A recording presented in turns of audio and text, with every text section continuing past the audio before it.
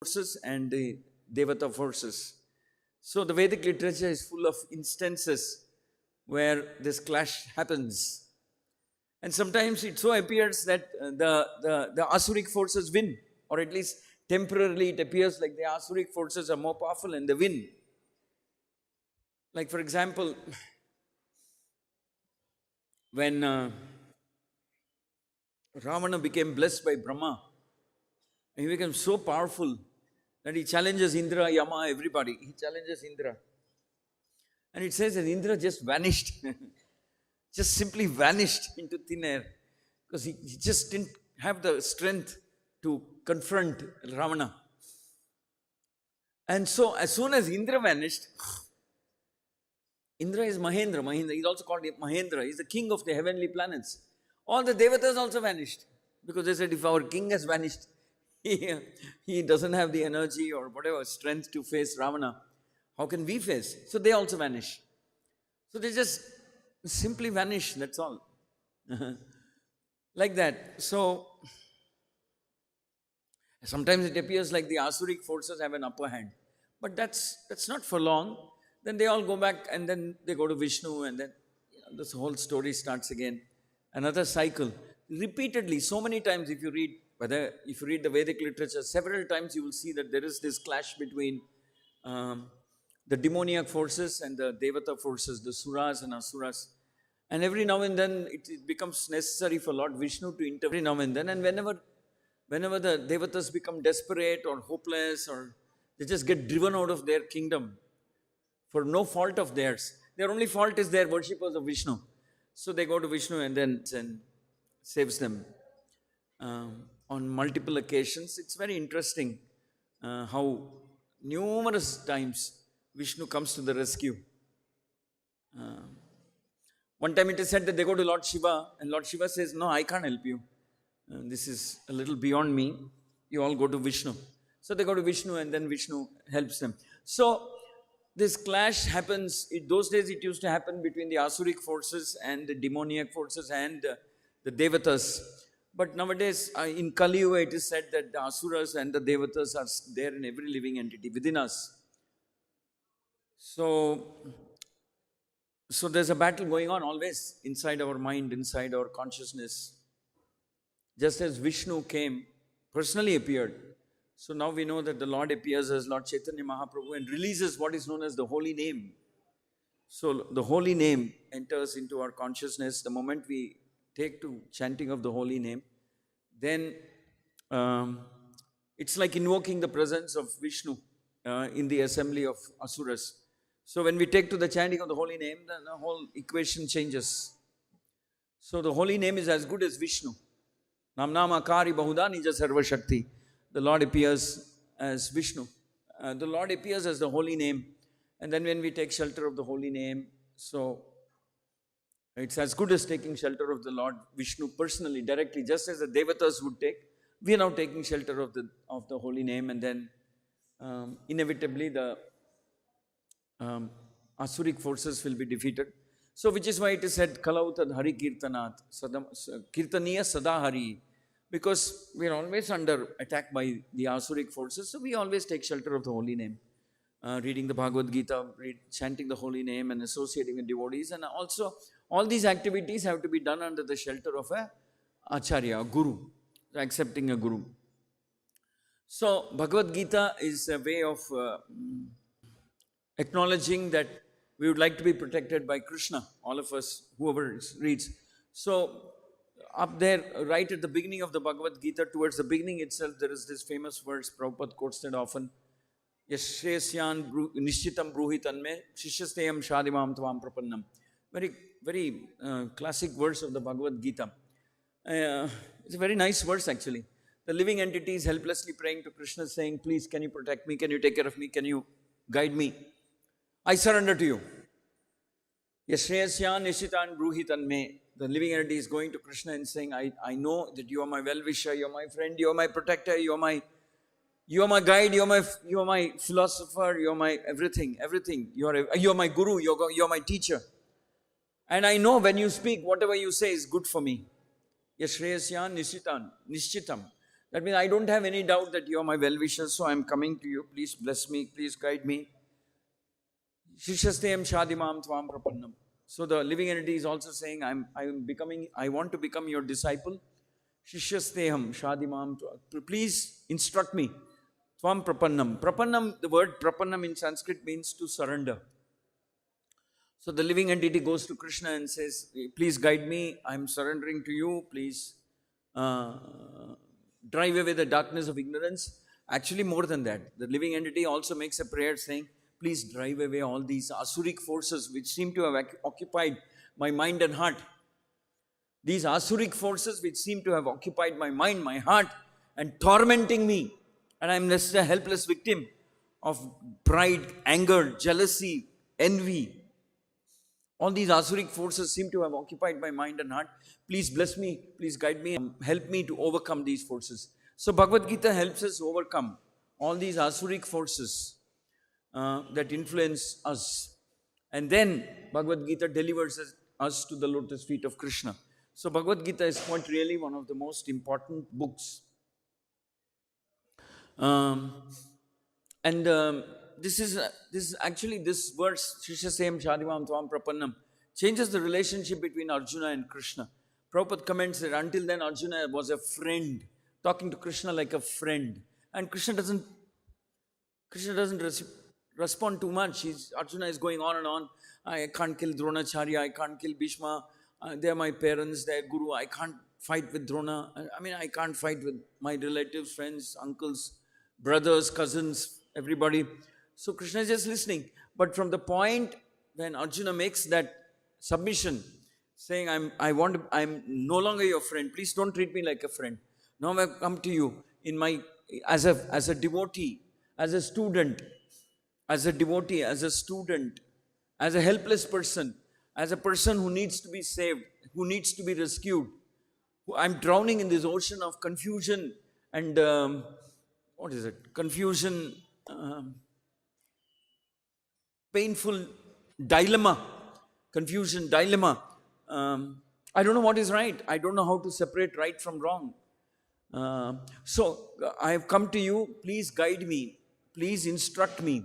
So the moment Arjuna says, Yashreyasyan nishitam bruhitanme, Yashasteyam shadimam tvam prapannam, Srila Prabhupada explains that marks the beginning of a new relationship between Arjuna and Krishna.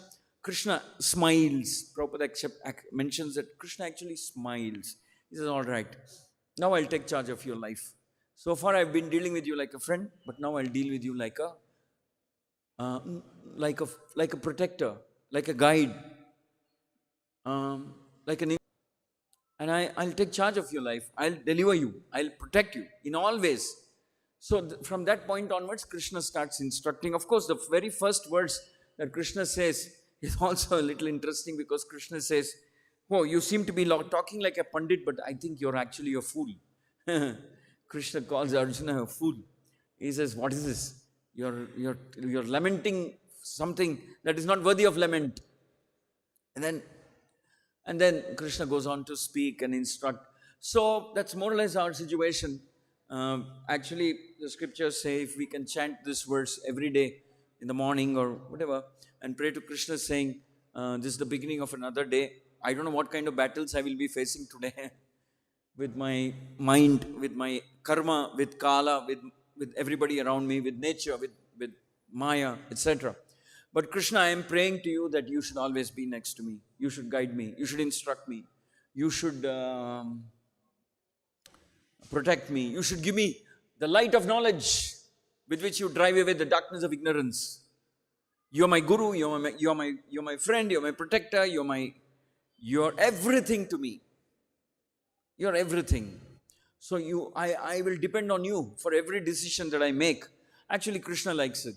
If anybody goes around to Krishna and says, I want to surrender to you, I want to completely depend on you, please take care of me, I don't know anything, I'm a big, whatever, I'm a fool, all I have is some pride, arrogance, ignorance, Krishna likes it. And then Krishna will direct them to some guru or acharya, and you surrender to them and then learn from them. So that's the beginning. So Srila Prabhupada said that we are lifetime students. Not that, read the Bhagavad Gita, you graduated, you've studied, and then that's... No. we're lifetime students. We are all constantly learning from Krishna. We're constantly serving Krishna. We're constantly facing the challenges of this material world as Krishna's devotees, based on Krishna's instructions. So this is the mood of a devotee. Devotee does not like to give up shelter of Krishna. How can he give up shelter of Krishna? It's not a safe thing to do. Devotee is always increasing his dependence and shelter on Krishna. He's always trying to think that it's like a little child won't like to be separated from its loving mother. In the same manner, a devotee is very scared. The only fear a devotee has is his separation from other devotees and being separated from the shelter of Krishna. That's the only fear a devotee has. The devotee is not frightened about Kala, Karma, Hiranyakashipu, Hiranyaksha. No, that's not the case. Devotee is thinking, I shouldn't become separated from Krishna and Krishna's shelter. I mean, I want to increase. So, increasing dependence, learning the art of dependence. Sometimes we become dependent, very dependent when we face some calamity. But the real progress of a devotee is how to become increasingly dependent when there doesn't seem to be any calamity externally. You understand what I'm saying? Even when there doesn't seem to be any calamity, how can I become very, very dependent on Krishna? That's the real test for a devotee. So Kunti Devi says, I'm seeing that I'm becoming comfortable, no more enemies. You have defeated everybody, you have killed everybody. So now I'm not feeling that same level of intense dependence on you. I want that intense dependence on you to come back. So if it means I have to face these enemies again, I would rather face them than not have dependence on you. So that's a very special mood of the devotee. So Bhagavad Gita teaches us all the best things that we have. Actually, all the things that you need to know in your life are taught by the Bhagavad Gita. So the best way to learn the Bhagavad Gita is to go to a guru, go to an acharya who has received this knowledge in the parampara, and then learn from him. Prabhupada also comments there were many Bhagavad Gitas in the Western world, all over the world, but none of the Bhagavad Gitas were able to make devotees because the writers of these Bhagavad Gitas obviously had some other motivation. They didn't have any motivation to direct people to the lotus feet of Krishna and make them devotees. So the motivation is also important. Whereas in the Guru Parampara, the followers of Lord Chaitanya, they have no other interest other than to take you to Krishna or Guru Parampara. They have no other interest. They know that the safest position in this material world is to be under the shelter of a Guru or an Acharya. Why will they take you anywhere? They will not tell you, now earn money, become big, become famous, build a bungalow and something. No, that's not safety, that's not security. Real safety means being protected by Vaishnavas, being protected by Guru and Anacharya, and being protected by Dharma. Dharma means teachings of Krishna. So, that is the mood in which the descendants of Lord Chaitanya instruct. So, we have a clear choice in this world, whether we want to follow Krishna or whether we want to follow our own mind and our own imagination. Prabhupada also uses the word speculative tendency. We have the speculative tendency, we go on making up our own philosophy, etc. No.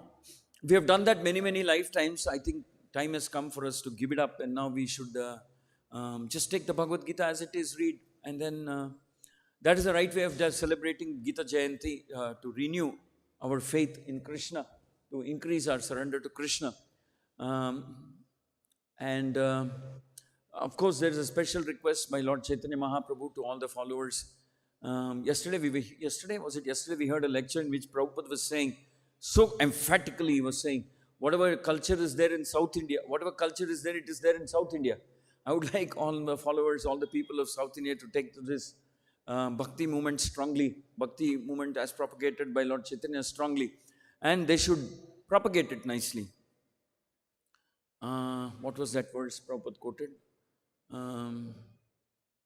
Bharat Bhumite hoy janma, Manusha janma jayar, janma sarthaka kore paro upakar. So that person who is born in this country, holy country, has a divine responsibility to not only understand the Bhagavad Gita, practice it, and then propagate it. So understanding and the Bhagavad Gita and practicing means how to learn how to become a devotee of Krishna, how to become a surrendered soul of Krishna. So in other words, we understand, we like to lead our life as per the teachings of Krishna, as per the instructions of Krishna. as per the guidance of Krishna, as per the shlokas of Bhagavad Gita, as per the instructions of Guru. And that's all. We neither have any doubt, nor do we have any apprehension, nor do we have any fear. We are fearless. We are very, very fearless. Abhaya Hasta of the Lord is there to protect us. So that's the mood of a devotee. A devotee is always thinking, how can I improve my surrender to Krishna? So devotee is always hankering for the association of those devotees who have surrendered more. And then so he can take the inspiration. He can take that inspiration. We see devotees, so many devotees have surrendered, leading a very absolutely surrendered life. And when we see them, it strikes us. Look at me. For me, my security comes from money or job or this or that. Look at this person. He has nothing, but he's so happy. He is so nicely protected at the lotus feet of Krishna. So Krishna never lets you down. Krishna is also called Achyuta. Achyuta means a person who won't let down his followers. Krishna is very, very careful. Krishna is very, very conscious, very careful, very protective.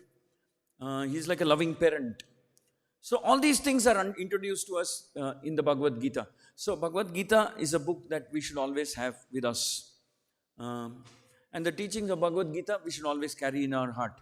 So that is the best way to celebrate the Gita Jayanti. So I am grateful that so many of you here in this place have lucky, you have the Bhagavad Gita, you're chanting, you're following the instruction of Prabhupada. So this is the right track. So in whatever time is left for us in this life, we should utilize it to become better devotees, and you should utilize it also to propagate bhakti. I thought I'll also just tell you a few words about Vaikuntha Ekadashi, because today is Vaikuntha Ekadashi. I read many things in the past, but I couldn't find so much Shastric reference. One of the things I learned when I was still a student was that today is the day when Nammalvar, I think, achieves liberation, goes back to the Godhead. So it is said that Nammalvar was such a very dear devotee of the Lord that the Lord himself came down to receive him. So that's how one of the event that makes the Vaikuntha Ekadashi very special. The other story that I read, which has reference from Padma Puran and I don't know, one more Puran. Basically, it comes out of two Puranas. The other story I read about Vaikuntha Ekadashi goes something like this.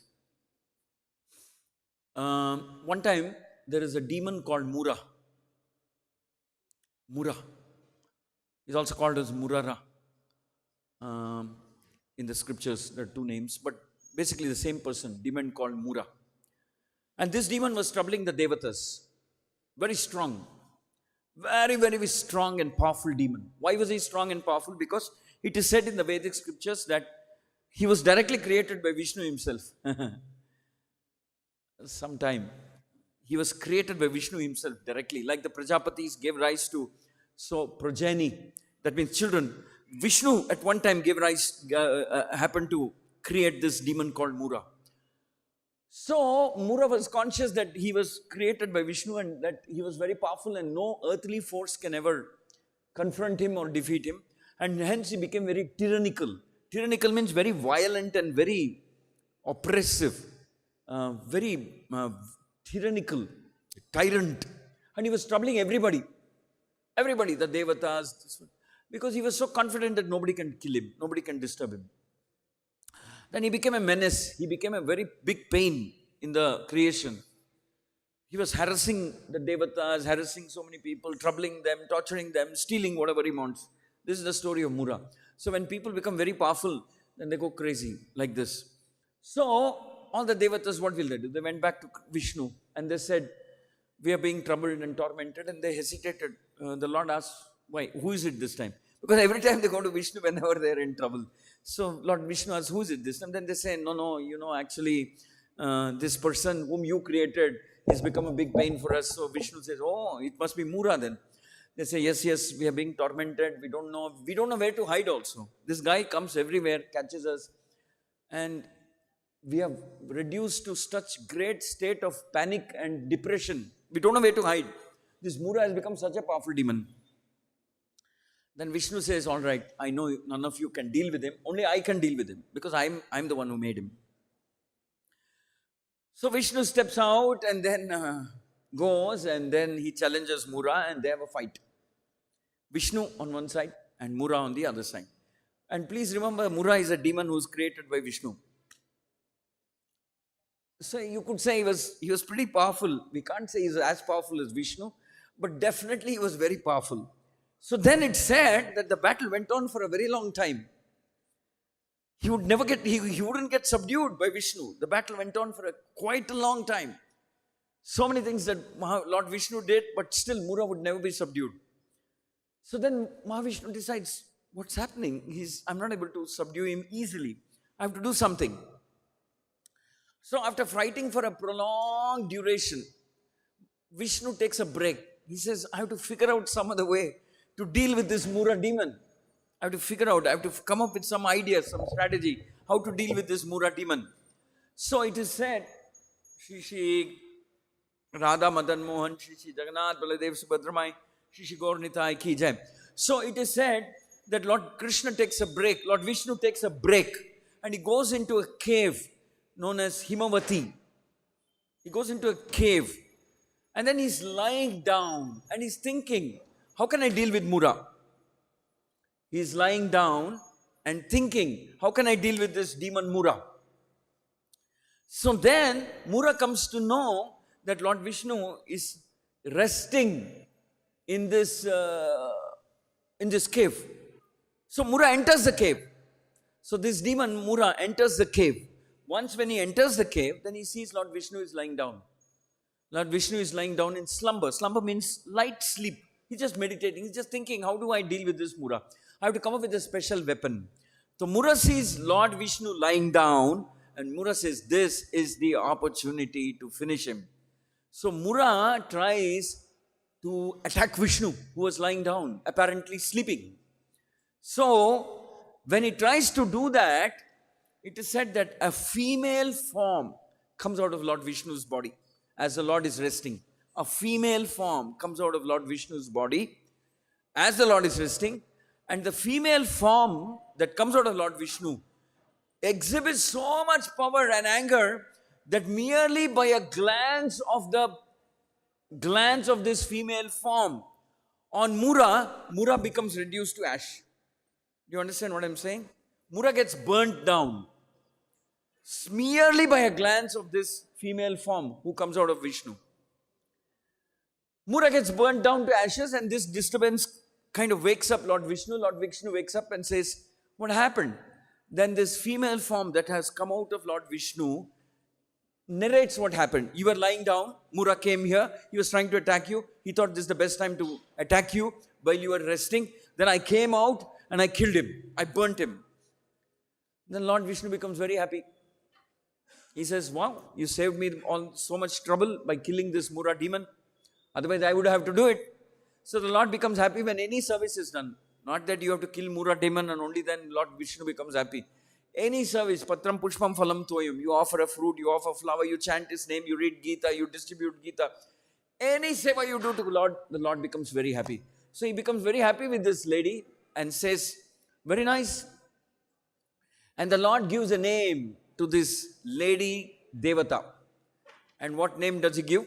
The Lord gives a name. He says, I'm so happy with what service you have done. You have saved me a lot of trouble. Otherwise, I would have dealt with Mura. You have killed him. I'm very happy. And today is the 11th day after full moon. So, I want to name you Ekadashi. So the Lord gives the name Ekadashi, 11th day, to this female demon. The demon becomes, female Devata. So the female Devata now has a name, Ekadashi. So she becomes very happy. And she looks at Vishnu and says, thank you very much, you have given me this name. And the Lord says, you will appear 24 times in a year. You will manifest your presence 24 times in a year. So every Ekadashi, the Shukla Paksha and the Krishna Paksha Ekadashi appears. The 11th day, the Ekadashi Devata appears. And then the Lord says, today, being the Ekadashi, Krishna Ekadashi of the month of Margali, the day when you appeared, I will call it the Vaikuntha Ekadashi. I will give it a very special status called Vaikuntha Ekadashi. And the Lord says that today, and then the Lord also explains, the Ekadashi Vrat was first explained by the Lord himself. He says, if anybody were to keep a fast on any of the Ekadashis, the Shukla Paksha or the Krishna Paksha Ekadashi, if somebody were to keep a fast, I will remove all their sinful reactions from them. They will become free from all sinful reactions. So the Lord says that, and He encourages people to do Ekadashi Vrat. And then He says, you can stay awake on, like that. It explains, you can either do Nirjal, or you take this, or you take this, or you take that, and then you can stay awake all night. So there are different ways of observing the Vrat. The Lord explains, and then what happens is, as soon as Lord explains all this, Ekadashi becomes happy, the lady becomes happy, she becomes very blessed, and the Lord says, anybody who observes Vrata on the day you appear will become very blessed, will become very fortunate, they will lose their karma, and they will also get eligibility to come back to my dham. And then the Lord says, among all these Ekadashis, this Ekadashi on which you were born, which you appeared, the Margali Ekadashi, Krishna Paksha Ekadashi, heading towards Amavasya, okay. Krishna Paksha Ekadashi on which you were born becomes Vaikuntha Ekadashi, becomes a special Ekadashi. And on this one Ekadashi, it is said that the Lord himself will be waiting at the gates of the Vaikuntha, waiting to receive those who achieve liberation today. The Lord himself will appear. And it is said that when the Lord appears, all the 33 crore devatas also appear. And hence it's also known as the Mukoti Ekadashi. So, basically, it is considered in the Vedic scriptures that this is the beginning of the Ekadashi Vrat. This Ekadashi, Vaikuntha Ekadashi, is the first day Ekadashi appeared, is the beginning of what is known as the Ekadashi Vrat. So, Ekadashi Vrat started from Mukoti Ekadashi or Mokshada Ekadashi. The Lord comes and He is very anxious to receive all the devotees and escort them back to Vaikuntha. So, that is the Vedic story as to how. And then it is also said that anybody who is contemplating, the